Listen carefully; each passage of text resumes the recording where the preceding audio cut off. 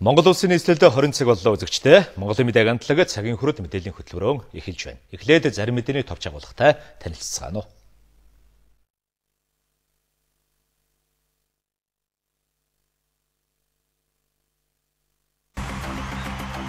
Ардчилсан намын дарга Алтан хуйг Монгол Ардын хувьсгалт намтай байгуулсан гэрээг гүйцэтгэх зөвлөлтөйг нь зөвшөлдсөж байгуулсан.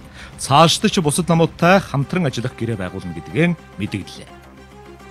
Нийслэлийн ардчилсан намын дарга Батүл хууль бус гэрээ байгуулсан гэж намын удирдлагаан буруутгаж байна. Шүүгчдэд нөлөөлөх гэсэн 9 удаагийн тохиолдол гарлаа. 4-р амарч газрын шинэ барилга эх хонд ашиглалтанд орохгүй. Дорнод аймаг энэ жилдээ багтаж Улаанбаатартай хатуу уулзалттай хар замаар холбогдож чадахгүй. Автозамын барилгачдын дунд ур чадварын уралдаан анх удаагаан зохион байгуулагдлаа.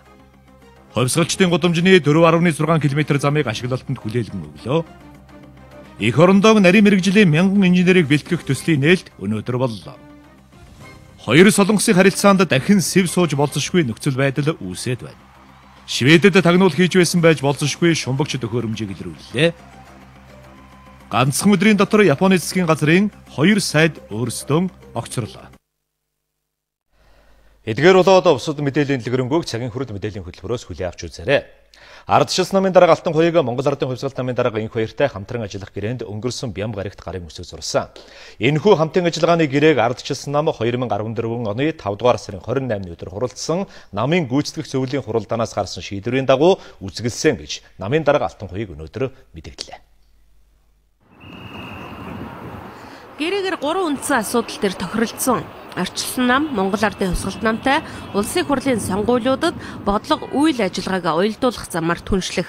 Нэг эвсэл болох хэсгээ тухайн үеийн улс төрийн нөхцөл байдлаас шалтгаалan шийдвэрлэх. 3-дугаарт сонгуулийн үед буюу мажоритар системээр тойрогт нэр дэвшсэн тохиолдолд хоёр намын гишүүд санал хуваахгүй байх зарчмаар бүхий л төвшөнд харилцан уялдаатай ажиллана гэсэн нөхцлүүдийг тохиролцсон гэж Ардчилсан намын дарга мэдээллээ. Үндсэн зөвлөлт хороо маань биднийг ямарч байсан 16 он хүртэл ингээ хамтраад ингээ явуугаад ингэсэн. Ерөнхий бодлого гарцсан. Хэрэн цаашаа итгэлцлийг бэхжүүлэхийн үүднээс ингээд явах нь энэ гэрээг одоо байгуулад явах нь зүйтэйгээд манай намын гүйцэтгэх зөвлөлийн хурлын тогтоол бол 2014 оны 5 сарын 28-ны өдөр ингээ гарсан. Энийгээрээ бол Монгол Ардын хувьсгалт намаас санал болгосон. Энэ хамтын ажиллагааны гэрээнд гүйцэтгэх зөвлөлийн гишүүдийн гаргасан саналыг тусгаж гэрээ байгуулахыг дэмжсэвэ. Гэрээнд гар үсэг зурхыг Алтан-хуйг Эрдэнэт оюун дээр навч зөвшөөрсөвэ гэсэн манай юмтай. Тийм учраас бид нар бас тодорхой хэмжээгээр энийг дотроо ярьдгаа. Манай Ардчилсан намын зарчим бол аль болохоор л хоорондоо юм ярьж ойлголцож явахыг хичээдэг. Тэрнийгээ хийсэн. Монгол Ардын хувьсгалт нам Монголын үндэсний Ардчилсан намын шударгаас эвсэл иргэний зориг ногоон намтай хамтран засгийн газар байгуулсан. Өөрөөр хэлбэл 4 намын 3 субъект хамтарч засгийн газар байгуулсан. Цаашдаач бид хамтарч ажиллах талаар бусад намуудтай гэрээ байгуулна гэж Ардчилсан намын дарга хэлж байна. Хэрвээ Ардчилсан намын чиг сугам миний хэлж байгаагаас өөрчлөгдөх юм бол Ардчилсан намын үндэсний зөвлөлт хороо хуралдах шаардлагатай. Тэр нь за одоо байгаа 12 он тодорхойлсон энэ 3 намтай хамтраад ажиллана гэсэн энийг өөрчлөөд одоо Монгол Ардын намтай хамтарч ажиллана барина гэдэг нь бол үндэсний зөвлөлт хороо хуралдах шаардлагатай. Бус тохиолдол төдийлөн ийм нөхцөл байхгүй бүх юм бол үндэсний зөвлөлт хороо гүйцэтгэх зөвлөлийн гаргасан шийдвэрийн хүрээнд явж байгаа гэдэг би дахин хэлээ. Тэгэхээр хагас өдөр иргэний зориг ногоон нам маань биднэрт бас цаашдаа яаж хамтраж явах тухай саналаа ирүүлэх нэ. Ардчилсан намын дүрмээр бол үндэсний зөвлөлдөх хороог хуралдааг үед намайг шуурхай удирдлагаар ханган ажиллах гүйцэтгэх зөвлөл гол үүргийг гүйцэтгэнэ гэж заасан байна. Энэ дүрмийн дагуу Монгол Ардын хувьсгалт намтай хамтран ажиллах гэрээ гүйцэтгэх зөвлөлийн тогтоолын дагуу байгуулан гарын үсэг зурсан гэж Ардчилсан намын дарга ерөнхий нарийн дарга нар тайлбарлаж байлаа. Ийхүү Ардчилсан намын дарга Алтан хуйг мэдээлэл хийсний дараа нийслэлийн Ардчилсан намын дарга Батүл дээрх гэрээтэй холбоотой өөрийн байр суурийг илэрхийллээ. Тэрээр энэ гэрээг Ардчилсан намын үндэсний зөвлөлт хорооны хуралдаанаар хэлэлцүүлсний дараа үзэглэх ёстой байсан гэж үзэж байна. Гэрээг үзэглэхийн өмнө улсын хурлын Ардчилсан намын бүлгийн гишүүд болон намын удирдлагын гишүүдтэй ярилцаагүй. Нийслэлийн Ардчилсан намын хорооноос шийдвэрийг зөвшөөрөөгүй байхад гарын үсэг зурсан. Тийм учраас хууль бус гэрээ болсон гэж нийслэлийн Ардчилсан намын дарга үзэж байна. Манай намын дарга Алтан-хуйгт бол ийм их байхгүй. Манай намын дүрмийн 6-гийн 4-9-5 дээр юу гэж заасан байдг вэ гэхээр ардчилсан намаас бусад улс төрийн намтай байгуулсан хамтын ажиллагааны гэрээг үндэсний зөвлөлт хороо батална гэж заасан байдаг байхгүй юу.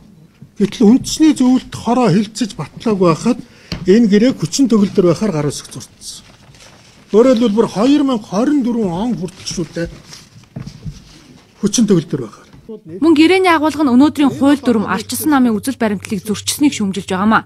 Гэрээнд заасан үндсэн 3 заалт нь тойрогт нэр дэвшигчид хоорондоо тохиролцох тухай 70 утга агуулсан байгаа учраас энэ гэрээг нийслэлийн нутаг дэвсгэрт дагаж мөрдөхгүй гэж мэдээллээ. Сонгуульд нэг эвсэл болж оролцоогүй тохиолдолд улсын хурлын сонгуулийн мажоритар тойрогт 2 намын нэр дэвшигчид нэг нэгнийхээ саналыг хуваахгүй байхад зарчимд нийцүүлнэ гэж. Хуваахгүй байх зарчим. Өөрөөр хэлбэл хоёулаа давхцуулж нэр дэвшүүлэхгүй гэсэн үг. Монгол Ардын хувьсгалт намд тойрог гаргаж өгөө тэн дээр нэр дэвшсэн газар манайх нэр дэвшихгүй гэсэн үг. Энэ гэрээг хүчингүйд тооцож цуцлах шаардлагатай гэж үзэж байгаагаа нийслэлийн ардчилсан намын дарга, нийслэлийн иргэдийн төлөөлөгчдийн хурлын дарга, нийслэлийн ардчилсан намын нарийн бичгийн дарганаар илэрхийллээ. Энэ асуудлаар нийслэлийн ардчилсан намын хороо хуралдах болно гэдгийг ч мөн мэдээлсэн юм а.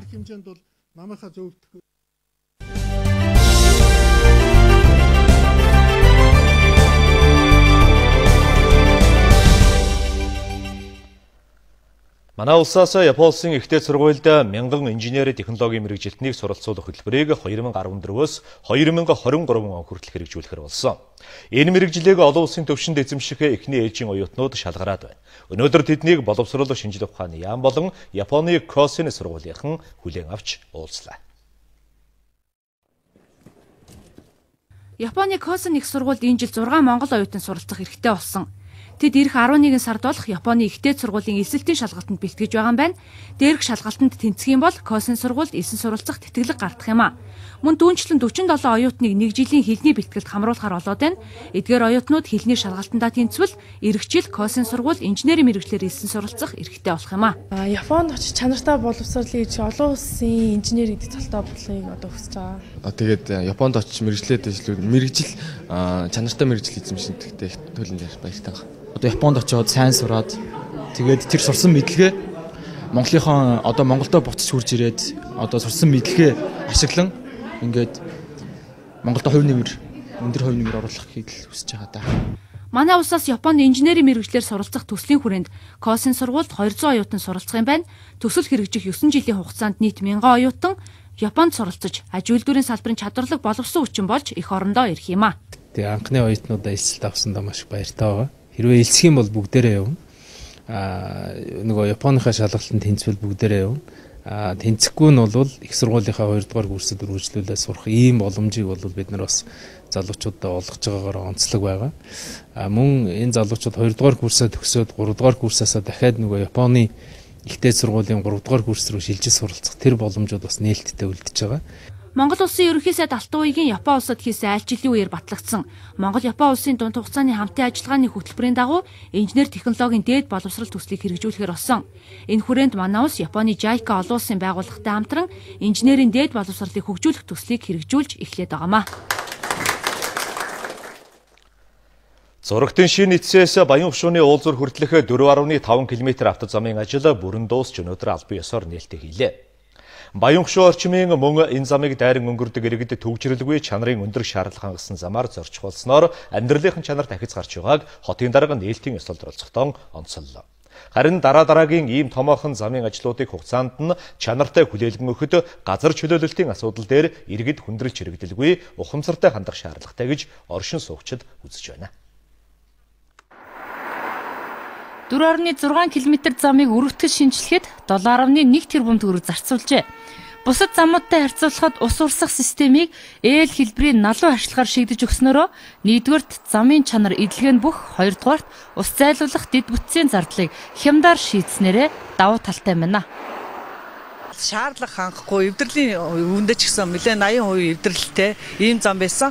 Энэ замыг бол одоо энэ жил замын сангийн хөрөнгөөр 2014 оны 4 сарын 14-нөөс эхлээд 10 сарын 20 хүртэл хийж гүйцэтгэлээ энэ замыг.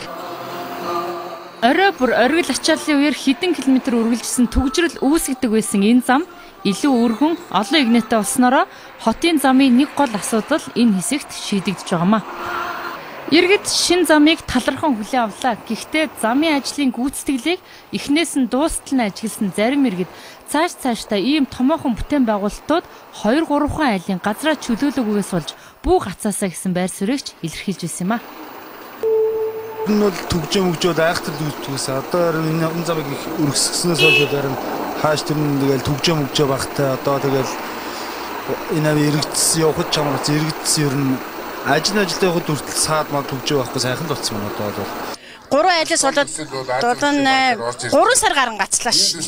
Тэгээд ирэхлээр энийг ингээд дагаад ямар уур шиг байна гэхэлэр зэрэг тэнд талаа ингээд эдгээр нөгөө ажлаа хийж дуусаагүй учраас ингээд хамгаалт харсан. Тэнд нэлээд олон ослоо аваар гарч байгаа.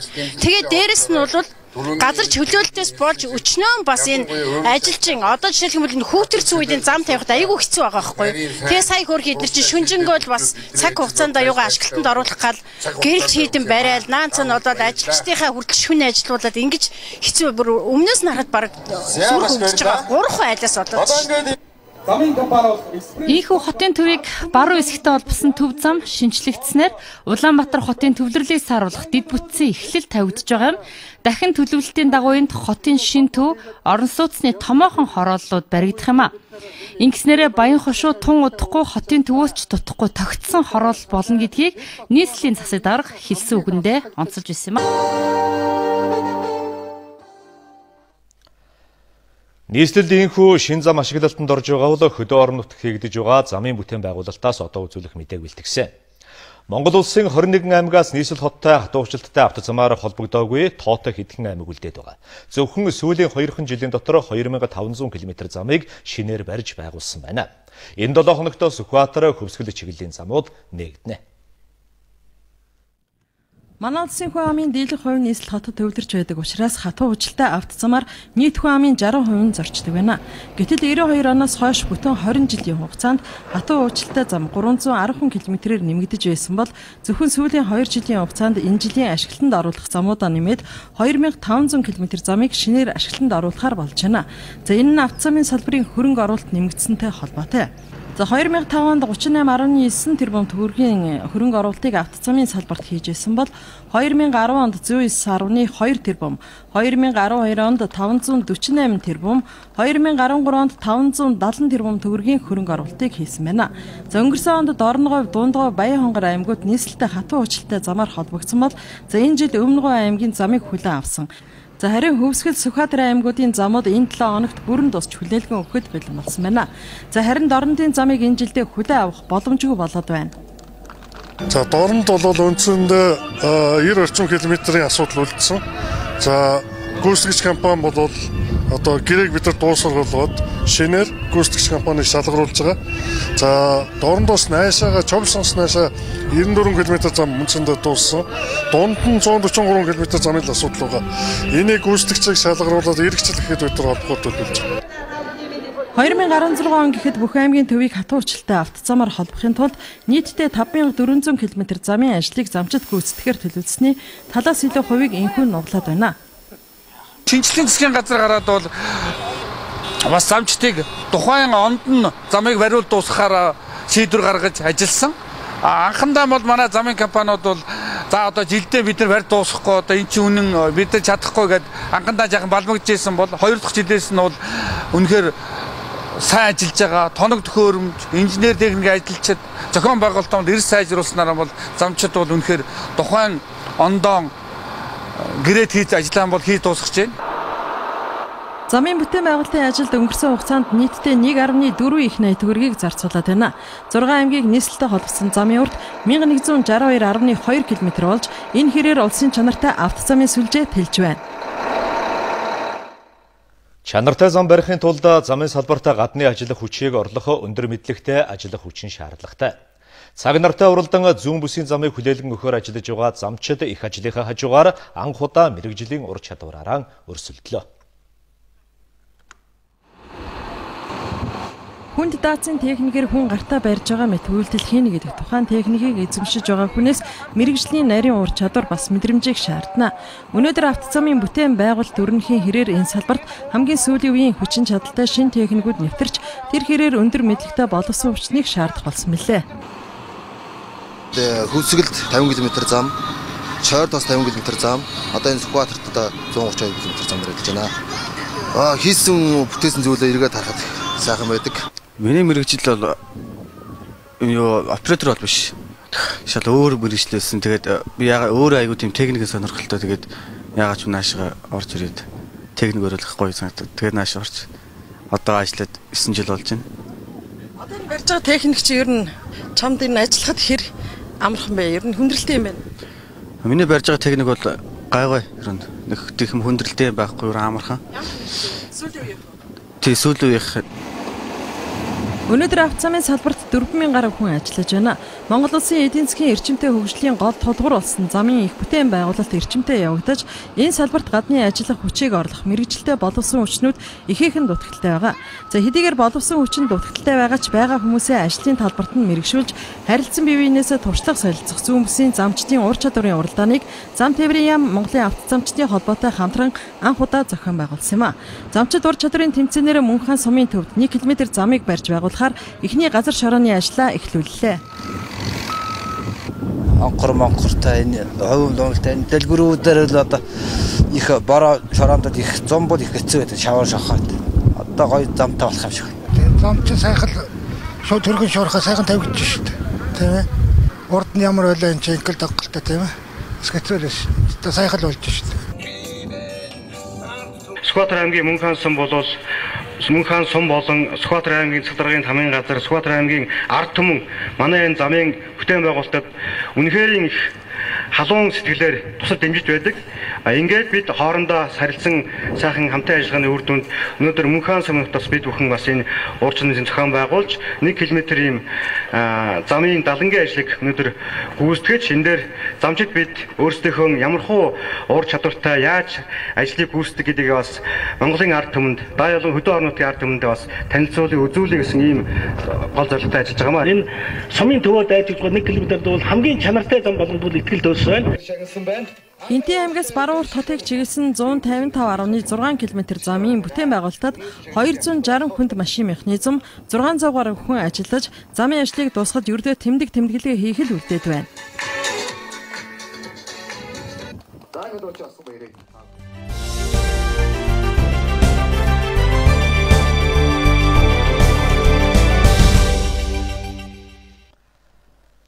Хөтөлбөрийн дараагийн хэсэгт анхаарлаа хандуулсан уу?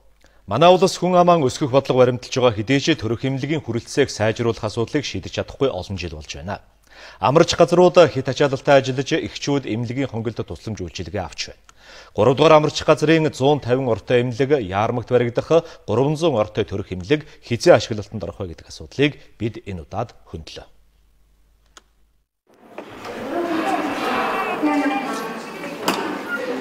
Клиникийн 1-р амарчих газар хүчин чадлаараа улсдаа тэргүүлдэг. 240 ортой энэ амарчих газарт Чингэлтэй, Сүхбаатар, Хан уул, Баянгол, Бахангаа дүүргийн иргэд үйлчлүүлдэг. Байдаг бүх нөөц боломжоо шахаад ч орон хүрэлцдэггүй. Төрөх хоногонд өгсөн эхчүүд 2-3 хоног эмнэлгийн коридорт хүлээх нь хийн үзэгдэл болжээ. Би болохоор 10 сарын 18-ны шөнө 11 цагт сонсон. Намайг тухайд коридорт орж ирэхэд 4-5 ээж ингээ коридорт байсан. Тэгээд ерөөсөө ойрмор байхгүйгээд эм чинь нэг хөвтгээс өмнө айгүй их тайлбарлаж өгсөн. Тэгээд чамайг даралт ихтэй 100 даралт чинь 140 хүрээд жоохон бөөлжээ. Тэгээд 40 эдэлт болцоход буцаах ямар ч арга байхгүй. Бидний хяналтанд орох хэрэгтэй гэдэг. Тэгээд коридор суугаач гэсэн юу байгаа. Биднэрт байгаа нь бөөдөн байгаа. Өөр чамд гаргаад өчгөр юм алга гэд бид нар оруулсан. Хизээж гаргах юм хэцэхгүй. Өцөгдөр урчигдөр ирсэн хүмүүс энэ байж шин. Өцөгдрийн хүн одоо ороагүй л байна. Үйлчлүүлэгчийн хувьд бол одоо чимээ шуугаа нэгтэй хүүтэн нойтон тэгэл тэр нэг орон дээр чинь наан цаана суух ч юм уу яг сайхан хаалгаа хаагаад өрөнд хэвтэх нэгөөр коридорын тэр шуугаан донд хэвтэх нэгөөр ингээд тав тухаалдагдах тийм тохиолдол бол гарч байгаа. Илбэг. Одоо та бүхэн сая зурлал хийгээ явахад бол коридорт 20 хэдэн хүн бол байгаа тийм ээ. Өдөр болго манайх коридороор 20-30 хүн гэж дамжиж эргэлдэж байгаа. Улсын хамгийн том төр хэмнэлийн ачаалал ямар байгааг та сая үзлээ. Тэгвэл 45 ортой 3 дугаар амарч газрын ачаалал нь 3 дахин их байна. Уг нь шинэ барилгын ажил нь 3 жилийн өмнө эхэлсэн. Явцын дунд гүйцэтгэгч компани нь солигдож, одоо Цамхаг Construction хариуцаж барилгын ажлаа 80% хүргээд зогсон байдалтай байна. Учир нь үлдсэн ажлаа дуусгахад шаардлагатай 5.2 тэрбум төгрөгийг улсаас олгохгүй олон сар болжээ. Санхүүжилт ороод ирэх юм бол одоо хүчилтөрөгчийн систем, хийн систем, за энэ гадна хүчилт степений ажлууд байна. Зам талбай энэ ажлуудаа одоо хиймээр байна. Доторх заслууд энэ ажил хиймээр байна. 3 дугаар амарчхын 150 ортой шинэ барилга Яармагт баригдах 300 ортой амарчих хэрвээ ашиглалтанд орчих юм бол бид төр хэмнэлгээр дутагдаж эхчүүд хүйтэн хонголд олон хондог байдалд цэг тавих боломжтой гэж эмч нар хэлж байна. Улсын төсвөр төр хэмнэлэг барих гэж 4-5 жил болж байхад ганц 2 жилийн дотор олон улсын жишгт нийцсэн хувийн эмнэлэг орон сууцны барилгууд хэдэн 10-аараа энэ хотод сүндэрлэж байна. 4 сарын өмнө барилгын ажил нь эхэлсэн буян тухай 2 хорооллын 40 гаруй барилгын угсралтын ажил дуусах шатанд орсныг гүйцэтгэгч компани хэлж байна. Тэгвэл 4 жилийн өмнө ажил нь эхэлсэн 4-р амарчих газрын барилга ямар хөө байдалтайгааг үзэгч та бүхэн харж байна. Ирэх онд энэ эмнэлэг ашиглалтанд орох уу гэсэн асуултыг бид эрүүл мэндийн дэд сайдад тавьсан юм а. Яармгийн хувьд бол одоохондоо бид нарт барилга байшиг үргэлжлүүлэх боломж нь байхгүй нь. Яг тэгвэл тэрхүү гүйцэтгэж байгаа компани хууль шүүхийн байгууллагаар шалгуулагдаж байгаа юм байлээ. Юугаар шалгуулж байгааг, яагаад шалгуулж байгааг бид бүхэн сайн мэдэхгүй байна. Ямар ч үсэн ямар нэгэн асуудал гараад хууль шүүхийн байгууллагаар шалгагдаж байгаа тохиолдолд эрүүл мэндийн яам тэдний одоо төсөвт оролцох байт юм. Ямар нэгэн байдлаар үйл ажиллагаанд нь оролцох юм боломж байхгүй гэсэн ийм байр сууриас хандж байгаа. Яармагт байрлалтай 4-р амарчих газрын барилгын ажлыг ингээд орхигдуулчихгүй тулд үлдсэн ажлыг нь концессор гүйцэтгүүлэх төлөвлөгөөтэй байгаа юм байна. Харин 3-р амарчих газрын санхүүжилтийг шийдэж ямар ч байсан энэ онд ашиглалтанд оруулна гэж эрүүл мэндийн дэд сайд хэллээ. Эмэгтэйчүүд хүүхдээ төрүүлсний дараа хэрвээ хүсэх юм бол хуулиараа хүүхдээ гэртээ 2 жил харах хэрэгтэй. Харин дараа нь буюу 2-5 насны хүүхдийг асарч хүмүүжүүлэх цэцэрлэг манай улсад хүрэлцээгүй байна. Ингээд л аав ээжийнх нь хэн нэг нь ажилласаа татгалзах эсвэл эмээ өвөг нь гуйдаг болдог. Тэгвэл их хотын завгүй ажилтай хүмүүсийн хүүхдүүдийг асрах бизнесийн сул орон зайг мэдэрч шинэ үйлчилгээ манайд хэдийнэ нэвтэрч хэлжээ. Гол нь хүүхдэд харуулсан харсан хоёрын харилцааг зохицуулах эрх зүйн орчин манай улсад хангалтгүй байна. Хэрвээ хуультай болох юм бол олон хүн хүүхдээ мэрэгжлийн хүнээр асруулах, нөгөө талдаа шинэ ажлын байр нэмэгдэх боломж бүрдэх юм а. Ууган цэцэг оюутан байх 4 жилийнхээ хугацаанд айлд хүүхэд асрагч үйлчлэгчээр ажиллаж байсан. Тэрээр сургуулаа төгсөөд мэрэгчлэрээ бус харин хүүхэд асрагч гэрийн үйлчлэгчийн эрэлт хэрэгцээ их байгааг олж харан зуучлалын компани байгуулжээ. Энэ бол ууган цэцгийн компаниас хүүхэд асрагч авахыг хүссэн хүмүүсийн захиалга. Өдөрт 10-аас 20 айл ийм захиалга ирүүлдэг. Нэг талаасаа энэ нь ашигтай бизнес байж болох боловч хүний итгэлийг дааж ажиллах хүн олно гэдэг маш хүнд асуудал. Ингэж зуучлахын тулд эхлээд хүүхдтэй хэрхэн харилцах уу, ямар үүрэг хүлээх үү, айлд байхдаа юуг хийж болох, юуг хийж болохгүй вэ гэдгийг өөрийн туршлага дээр үндэслэн зааж сургадаг юм байна. Уг нь айлууд хууль ёсны сургалтанд хамрагдсан үйлчлэгч асрагчийг ажилд авахыг хүсдэг гэлээ.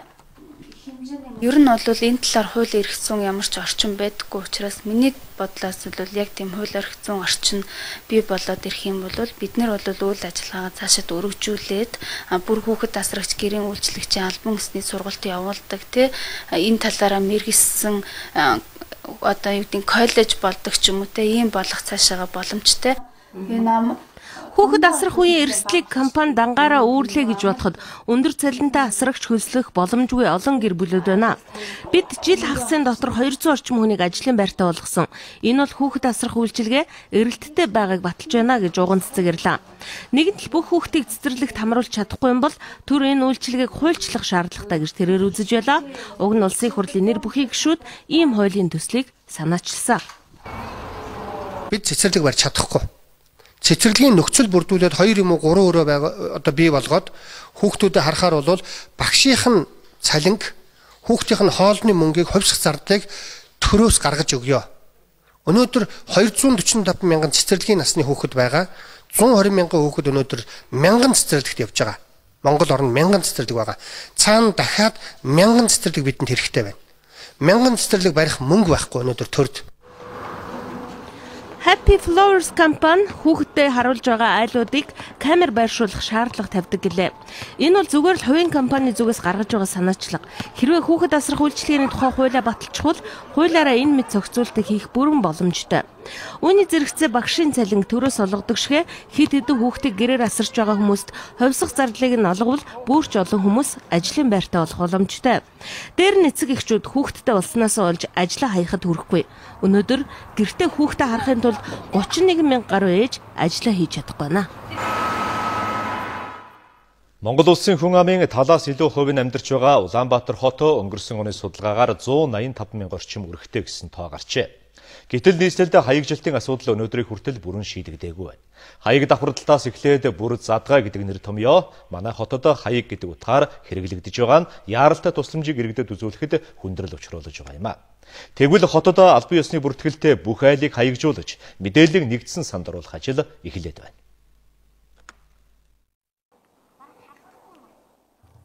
Улаанбаатар хотыг хаяггүй хот гэж гадныхан хэлдэг. Сүүлийн жилүүдэд хотын төвийн гудамж талбайг хаягжуулж байгаа ч хотын захын гэр оролцолд хаягаар үйлчилгээ үзүүлэхэд том бэрх. Цагдаа түргэн онцгой байдлын алба багчид олж очих нь бүхэл тэнд амьдарч байгаа иргэдэн ч өөрсдөө дуудлага өгөхдөө хаягаа яг тодорхойлон хэлж чадахгүй нөхцөлтэй байгаа тухай мэдээлэл шуурхай удирдлагын төвийнхэн хэлж байна. Гал команд цагдаа эмнэлгийн үйлчилгээ очоод нөгөө мэдээлэл гэсэн хүн уцаар ирдэг байхгүй. За бид нар одоо нөгөө шаардлага үйлдвэр чинь хүрээдэрлээ. Та хааваа та ямар өвчтэй зогсон. Нөгөө хүн чинь одоо би ногоон болтойтой бор гуталтай зогсож ин ч гэдэг юм. Тийм байдлаар хоёр нэг одоо олж уулзж байгаа байхгүй юу. Шуурхай дуудлага авсан тусгай үүргийнхэн 3-5 минутын дотор тухайн газар очих ёстой ч хаяггүйгээс энэ хугацаанд очиж чаддаггүй. Зарим иргэд улсын нийслэл биш хөдөө амьдарч байгаа мэт тэр дэлгүүрийн хажууд тэрний ойролцоо гэж багцаалж хаягаа заадаг байна. Улаанбаатар банкны хойд уулзуураас зүүн тийшээ салдаг энэ гудамжийг Самбуугийн гудамж гэж нэрлэдэг. Гэхдээ иргэд ихэвчлэн Улаанбаатар банкны хойгуур эсвэл Зоос гоёлын урдуур гэж ярьдгаас яг албан ёсны нэршлийн төдийлөн хэрэгжилж мэдэхгүй байгаамаа. Таны явж байгаа энэ гудамжийг ямар нэртэй гудамж та мэдэх үү? Залуус гудамж гэдэг нь хайхгүй. Мэдхгүй. Өөрчтөн гудамж гэж. За ямар ч үсэн баг тойргийн гудамж. Яг албан ёсны нэршлийн та мэдхгүй. За яг энэ гудамжийг бол би сайн хэлж чадахгүй байна. Иймд газрын харилцаа геодит зураг зүүн газраас Улаанбаатар хот төдийгүй Монгол орны бүх сүм суурин газрыг хаягжуулах ажлыг эхлүүлжээ. Удам талбай зарим нэгэн одоо гэр ороолын дунд замууд нь ойлгомжгүй гэдэг тийм ээ. Энэ асуудлыг бас хаягжилтын асуудлыг бас хийж байгаа. Тийм яг энэ дээр бол мэдээж хаягжилтын асуудлыг дахин шинээр хийсэн хаягийг өөр газруудад одоо зоосон болвол тухайн одоо төрийн байгууллагуудад мэдэгдэж одоо ийм хаягжилтыг ингэж хийсэн гэдгийг мэдэгдэх болно. Удахгүй нийслэл хот цаашлаад Монгол улсын бүх сум суурин газрыг хаягийн нэгдсэн бүртгэлд оруулна гэж албаныхан хэлж байна. Хаягийн нэгдсэн мэдээлэлээ мэдээлэл шуурхай удирдлагын төвтэй холбосноор дээрх хүндрэлүүд арилгах боломжтой. Мөн шуудангийн үйлчилгээ хөгжихөөс гадна иргэдэд ч байршлын мэдээлэл нь ойлгомжтой болно.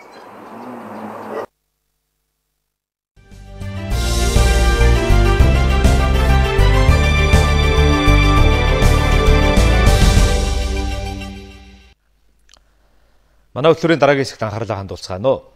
Улсын хурал дахь Монгол Ардын намын бүлгийн гишүүд болон намын удирдах зөвлөлийн гишүүд 21 аймагт ажиллаж иргэдийн сонсох уулзалт зохион байгуулж байна. Энэ удаад Дорногов аймгийн сумдаар явж иргэд хөтөлмөрчдтэй уулзаж улсын их хурлын чуулганаар хэлэлцэж байгаа асуудлуудтай холбоотой мэдээллүүдийг өгсөн байна. Улсын хурал дахь Монгол Ардын намын бүлгийн гишүүд Дорногов аймгийн 14 сумд ажиллаж иргэдээ сонсох уулзалт хийлээ. Улсын хурлын гишүүн Дэмбэрлийн хувьд Дорногов аймгийн Ихэд сумын иргэдтэй уулзлаа. Парламент эх оны төсөв хэлцэж байгаатай холбогдуулан иргэдийн сонирхсан асуултад мэдээлэл өглөө. За төсвийн алдагдлыг бол 2 хувьд барьж явах хэрэгтэй юм аа. Улсын хурл бол 2 хувьд барихыг өнөө жилийн төсвийн оруулж ирсэн хуулиур дотор бараг 7% хүргэх. Алдагдлаа 3 дахин нэмэгдүүлээ гэж. За энийг бол бид нар бол зөвшөөрөхгүй гэсэн. Яагаад зөвшөөрөхгүй байна вэ гэвэл бид нар алдагдал нэмэгдүүлэх замаар биш. Харин хөрөнгө жишээлх юм бол гадаад дотоод явдаг. Одоо татья их сайхан остол тавилга хэрэгэлдэг багсхийа илүү одоо нэг орон тоонуудаа бол зэгцэлье. Ингэж хөрөнгийг бол хямнах замаар явах нь зүйтэй.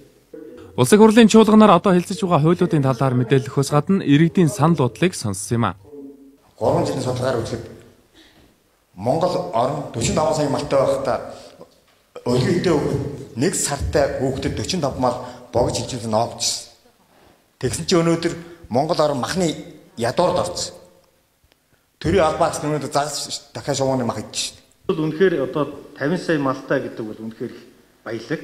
Энэ одоо малаас гарч байгаа төв үедийг гүн боловсруулалтанд оруулах, дэлхийн зах зээлд гарах, одоо энэ таваарлаг шинж чанарыг бол дээшлүүлэх үнэхээр туйлын одоо чухал амин асуудал болоод байгаа. Жилд бол жишээ нь Монгол улс 10 сая ширхэг арьс шир гаргадаг, нийлүүлдэг. Энэний одоо бараг 90 гаруй хувь нь бол ямар ч боловсруулалт байхгүйгээр түүхийгээрээ хятадын зах зээлд гардаг.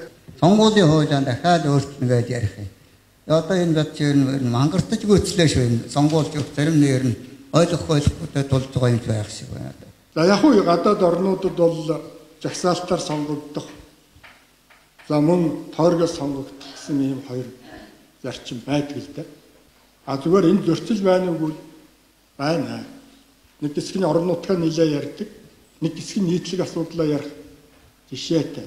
Соёлын ажилтнуудын нийгмийн асуудлын талаар янз бүрийн төвшүүлсэн санал бодол ерөөсөө дэмжигдэхгүй иймэрхүү явж байна. Эмнэлгийн ажилтан, соёлын ажилтан гэдэг төрийн албан хаагчдын дотроос анхаарал тавьмаар салин шагнал урамшлуудын бол нэмээр ийм салбарууд байгаа маа. Улсын хурал дахь Монгол Ардын намын бүлгийн гишүүд болон намын удирдах зөвлөлийн гишүүдийнүүдаа Дорногов аймгийн иргэдтэй уулзлаа. Ирэх өдрүүдэд баруун аймгуудаас эхлээд 21 аймагт ажиллаж иргэдээ сонсох уулзалт зохион байгуулах юм байна. Улсын их хурал 2015 оны улсын төсвийн төслийг маргаашийн нэгдсэн хуралдаанаар хэлэлцэхээр төлөвлөд байна. Ирэх жилийн төсвийн бодлогыг тодорхойлохдоо төрөнд нь дутуу хийгдсэн хөрөнгө оруулалтын ажлыг бүрэн дуусгахад анхаарах шаардлагатай гэж улсын хурал дахь бие даагч гишүүдийн төлөөлөл үзэж байгаа юм а. Харин орон нутгад төсвийн эрх мэдлийг олгохдоо ямар сөрөг нөлөөлөл үүсч болох вэ гэдгийг тооцож, оновчтой зохицуулалтыг хийх ёстой гэсэн байр сууриас улсын хурал дахь Монгол Ардын хувьсгалт нам, Монгол үндэсний ардчилсан намын шударга ёс эвслийн бүлгийн гишүүд хандаж байна. Улсын хурал дахь бие даагч гишүүдийн тайлбарлаж байгаагаар бол түрүүнд нь улсын төсвөөс тодорхой хэмжээний хөрөнгө оруулалт хийгдсэн боловч ажил нь дуусаагүй 400-аад барилга байгууламж байна. Тухайн барилга байгууламжийн ажлыг дуусгахын тулд 2015 оны улсын төсвөөс нэмэлт хөрөнгө оруулалт хийх хэрэгтэй гэж бие даагч гишүүдийн төлөөлөл үзэж байна. Төсөв нэлээд одоо өссөн 10-аас 13 оны хооронд бол ихээхэн хэмжээний хөрөнгө оруулалт төлөвлөөд тэгээд тэр барилгын ажлууд нь тусгай болчихсон. Гэтэл энэ барилгын ажлыг авсан компаниуд банкрутаас зээл авцсан. Энэ нь эргээд тэр компаниудын үйл ажиллагааг тэнд байж байгаа тэр ажлын байран дээр байж байгаа нөгөө цалингаа аваа сууж байгаа тэр иргэдийг хохирогоод дуусахгүй тэр компанийг хохирогоод дуусахгүй банкны салбартаа сөргөөр нөлөөлсөн байгаа байхгүй. Энийг л бид засах хэрэгтэй. За улсын хурал 2015 оны улсын төсвийн бодлогыг тодорхойлохдоо түрүүнд нь хөрөнгө оруулалт дутуу хийгдсэн барилга байгууламжуудын ажлыг яаж үргэлжлүүлэх вэ? Зардал танах ямар боломж байж болох вэ? Төсвийн орлогыг хэрхэн бодиттой төлөвлөх үү гэдгийг хэлэлцүүлгийн явцад наривчлан ярилцах ёстой гэж улсын хурал дахь Монгол Ардын хувьсгалт нам, Монгол үндэсний ардчилсан намын шударга ёс эвслийн бүлэг үзэж байна. Бас орон нутагт төсвийн эрх мэдлийг олгох нь зөв боловч өмчийн харилцааг зөв зохицуулах, сөрөг нөлөө үүсэхгүй байх нөхцөлийг бүрдүүлэх шаардлагатай байгааг сануулж байна. Өмчийн харилцааны тал дээр бол Монгол улс нэгдмэл нэг төртэй улс, унитар улс. Тийм учраас орон нутгийн одоо энэ хөрөнгө оруулалтын бодлогоор дамжаа дараад нь орон нутгийн өмч гэдэг зүйл чинь бас төвийнхөө эрх мэдлээс одоо ангид тийм зүйл рүү хэтэрхий их явах юм бол холбооны улс шиг тийм аливаа өмчийн харилцаа гэдэг нь сүүлдээ бол одоо магадгүй одоо юу гэдгийг бие даах байдал нь буруу юм руу явчих магадгүй гэдэг ийм нэг боломжтой байгаа учраас мөнгөний нөгөөд хариуцлагыг үүрүүлэх нь зөв. Гэхдээ өмчийн хувьд бол төвдөө хянагдаж явах ёстой. 2015 оны улсын төсвийн талаар улсын хурал харьцсан намын бүлэг болон Монгол Ардын намын бүлгийн хувьд байр сууриа хараахан илэрхийлээгүй байна. Улсын хурлын чуулганы хуралдааны товоор бол маргаашийн нэгдсэн хуралдаанаар 2015 оны төсвийн төслийг хэлцэж эхлэх юм. Шүүхийн шинтгэлийн хүрээндээ шүүгчдийн эрх зүйн байдлын тухай хууль шинжилэн батлагдсан. Хэргийг хянан шийдвэрлэх явцад шүүх болоод шүүхийн бүрэлдэхүүнд гаднаас нөлөөлөх гэсэн оролдлого гардаг. Хуулийн дагуу энэ үед шүүгч нөлөөллийн мэдүүлэг бөглөдөг болж байгаа юм а. Одоогийн байдлаар шүүгчд нөлөөлөх гэсэн 9 удаагийн тохиолдол гарсан байна.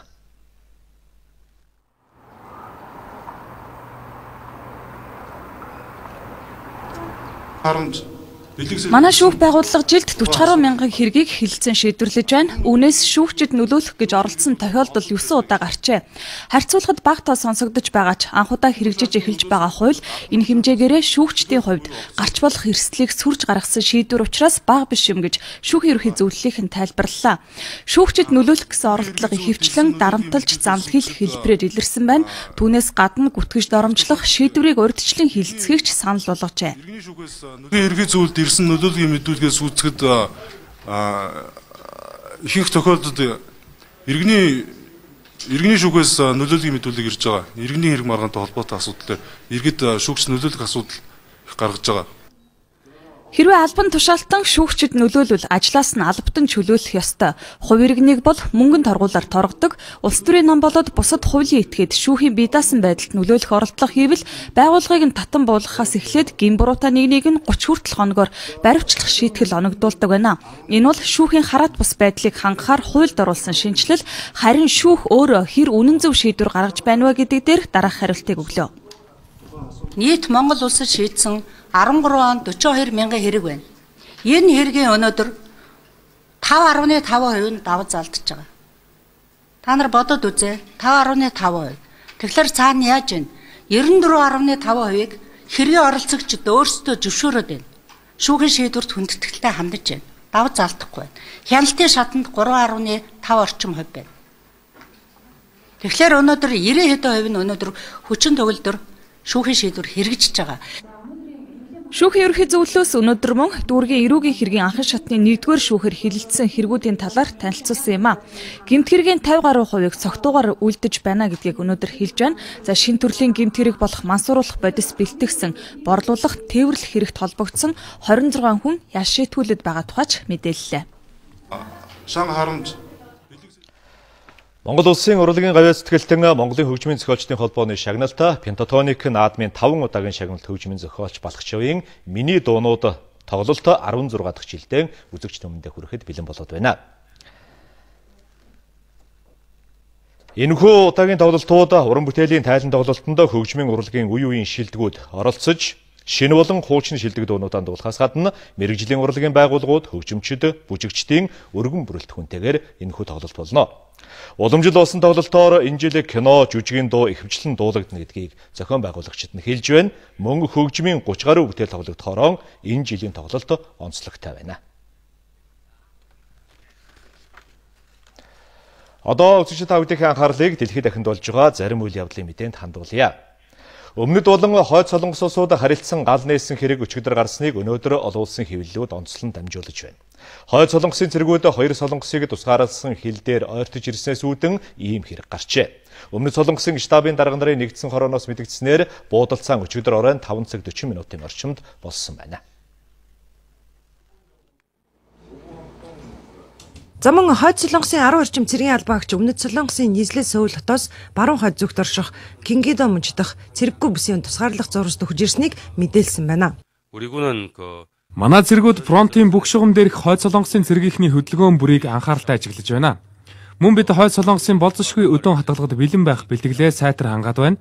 Хойд солонгосын талд хандаж өдөөн хатгалгаа нин даруй зогсоож, эвлэрлийн гэрээгээ зөрчиж хурцдмал байдал үүсэхгүй байхыг хатуу анхааруулж байна. Өмнөд солонгосын цэргүүд хойд солонгосын цэргүүдийг хил рүү ойртох үед нь урьдчилан анхааруулах зорилготойгоор агаарт хий буудсан юм байна. За гэвч хойд солонгосын талаас өмнөд солонгосын ажиглалтын цэг рүү галласны хариуд өмнөдийнх нь ч гал нээснээ хүлээн зөвшөөрчээ. За энэ хэрэг явдалтай холбоотойгоор өмнөдийн тал цэрэггүй бүсийн ойролцоох бүс нутгаас иргэдийг нүүлгэн шилжүүлж аюулгүй байдлаа чангадгах арга хэмжээг авсан байна. За хойд солонгос дипломат нааштай өөрчлөлтүүд ажиглагдах болж яриа хэлцээ хийхэд бэлэн байгаагаа илэрхийлж буй нөхцөлд энэхүү цэргүүд харилцан гал нээсэн хэрэг гарсан нь хоёр солонгосын харилцаанд дахин сэв суулгаж болзошгүй хэмээн болгоомжилж байгаагаа олон улсын ажиглагчид энэ үеэр илэрхийлж байна. За Шведийн зэвсэг түвшнийхэн Стокгольмын орчимд гадны шумбагч төхөөрөмж байсныг батлах нэмэлт мэдээлэл хүлээн авч байгаагаа мэдэгдээд байна.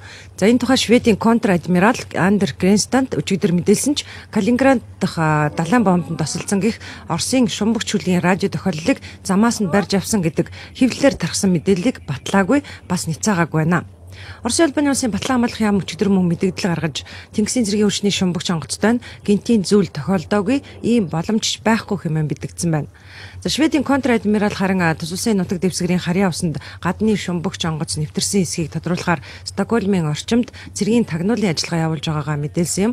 За мөн хангалттай гэж үзэх хэмжээнд баримт мэдээллийг цуглуулах хүртэл энэ ажиллагааг 1-2 хоногор сунгаж байгаагаа ч мэдэгдсэн байна. За түншлэн тэрээр гадны шумбагч төхөөрөмж тус улсын нутаг дэвсгэрийн харьяа усанд байсныг баталжуулах зургийг хэвлэлийнхэн дэлгэсэн ч хаанхын ямар төхөөрөмж байсныг нь мөн л баттай хэлэх боломж тусгай ажиллагааны дараа л тодорхой болохыг мэдээлсэн юм. Японы засгийн газрын гол гишүүний нэг эдийн засаг худалдаа аж үйлдвэрийн сайд Юко Обути албан тушаалсан уцар хүсэл гаргасныг ерөнхий сайд Шинзо Абе хүлээн авч ёсоор болгосон байна. Японы нэртэй улс төрчдийн нэг дараачин ерөнхий сайд гэж тодорхойлогдож байсан Юко Обути улс төрийн ноцтой хямрал үүсгэж мэдэх санхүүгийн шууганаас болж ийхүү огцроод байна. За өдгөө 40 настай залуу ирээдүйтэй улс төрчийн нэгт тооцогддог байсан Юко Обутигийн талаар хэвлэл мэдээллийн хэрэгслэр өнгөрсөн өдрүүдэд ноцтой мэдээллүүд цацагдж эхэлсэн юм а. Сайдыг дэмжих 2 сангаас ойролцоогоор 43 сая йен буюу 400 мянган долларыг Обутиг сонгогчид болоод дэмжигчдийн театржилсан арга хэмжээг зохион байгуулахад зарцуулсан юм байна. Гол нь энэ зардал тайланд тусгагдаагүй байсан нь шууган дэгдэх үндслэл болсон байна. За ерөн сонгогчдод зориулсан элдв урлагийн тоглолт арга хэмжээнд их хэмжээний мөнгө зарцуулахыг тэднийг худалдан авах гэсэн үйлдэлд тооцдог байна. За мөн өөр нэг сангаас 3.8 сая йенийг сайдын хамаатны хүний эзэмшлийн дэлгүүрээс бараа бүтээгдэхүүн худалдан авахд зарцуулсан байсныг хэвлэлийнхэн дэлгэсэн байна. Энэ нь улс төрийн үйл ажиллагаанд зарцуулсан хөрөнгийг зориултын бусаар ашиглаж хууль зөрчсөнд тооцогдож байгаамаа. За Японы улс төрчид сүүлийн жилүүдэд улс төрийн хандив тусламжийг зориултын бусаар зарцуулж ашигласан гэдэг шууганд холбогдсон тохиолдол цөөнгүй гарах болсон. За өнгөрсөн оны сүүлчээр л гэхэд ийм шууганы улмаас Токио хотын захирагч Наоки Инэс албан тушаалаасаа огцроход хүрч ирсэн билээ. Гэхдээ Юко Обути огцрох болсон нь ерөнхий сайд Шинзо Абегийн шинэхэн эмхлэн байгуулсан засгийн газарт анхны хүнд цогцолт болохоор байгааг ажиглагчид онцолж байна. За Юко Обутийн Японы ерөнхий сайдсан Кейзо Обутигийг охин бөгөөд сайдны тахимд багтсан 5 эмэгтэй гишүүний нэг юм а. Зам өнөөдөр Японы хууль зүйн сайд Мидори Мацушима огцорч байгаагаа зарласан төдийгүй ерөнхий сайд Шинзо Абе түүний хүсэлтийг хүлээн авсныг тэрээр сэтгүүлчдэд мэдээлээд байна. Энэ хүний өдрийн дотор Японы 2 сайд албан тушаалаасаа огцорч байна. Хууль зүйн сайдын тухайд сонгуулийн үеэр сонгогчдод өөрийн зурагтаа дэвүүр тараасан гэдэг шууганд өртснөөс болоод дээрх шийдвэрийг гаргахад хүрээд байгаа юм байна. Түүнийг сонгогчдод бэлэг өгөхийг хориглосон сонгуулийн хуулийг зөрчсөн юм Японы ардсан намынхан эрс буруушааж байсан юм а.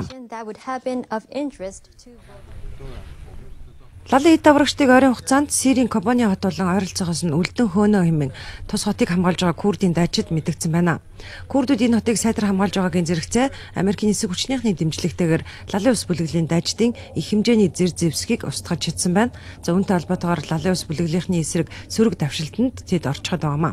Гэхдээ одоогоор лалын эд аврагчид хотын зүүн болоод өмнөд дүүргүүдийг хянсан хэвээр байгаа юм байна. За мөн нэмэлт хүч болон зэвсэг техникийг Кобани хот руу илгээж байна гэсэн мэдээлж байна. Энэ хооронд Америкийн нэгдсэн улс С-130 байлдааны тээврийн онгоцуудаараа Курдийн дайчдад зэр зэвсэг нийлүүлж эхэлсэн байна. Курдуудад зориулсан зэр зэвсэг эмнэлгийн тусламжийг агаараас буулгасан байна. Индонезийн шинээр сонгогдсон ерөнхийлөгч Жоко Видидогийн тангараг өргөх ёслол болж тэрээр төрийн тэргүүний өргөхт ажилд орлоо. Жоко Видидо нь нийслэл Жакарта хотын захирагчаар ажиллаж байсан бөгөөд өнгөрсөн 7 дугаар сарын 9-нд болсон бүх нийтийн сонгуульд ялалт байгуулсан юм а. Тэрээр өнөөдөр нийслэл хот дахь ардын зөвлөлдөх конгресс буюу парламентын танхимд болсон ёслолын үеэр тангарагаа өргөсөн байна. Шинэхэн ерөнхийлөгч улс орны эдийн засгийн хөгжлийг дэмжих ямар бодлого чиглэл баримтлах бол гэдэгт орон нутгийн иргэд анхаарлаа хандуулж байна. Гэхдээ ардын зөвлөлдөх танхимд түүний тэргүүлдэг эвслийнхэн олонх болж чадаагүй ч альва шинжилэлт өөрчлөлт бүрэн амаргүй даваад авах хэрэгтэй болохыг энэ үеэр ажиглагчид сануулж байна. Одоо үзэгчид та бүхэн орон өдрүүдийн цагаа агарын мэдээ хүлээн авцгаана уу.